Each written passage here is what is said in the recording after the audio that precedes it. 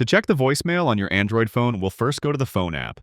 If your phone app isn't on the home screen, swipe up to reveal the app drawer and find the Phone app from there. Depending on your phone and Android version, you might see voicemail on the bottom on your screen. Tap that to access and check voicemails.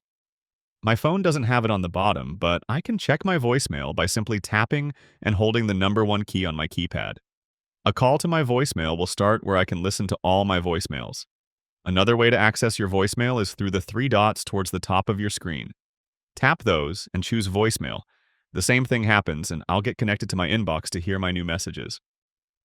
Some carriers use their own apps for voicemail. If nothing shows up in your phone app, check your app drawer for a voicemail app with your carrier's name on it. Also, before using voicemail, you'll need to activate it.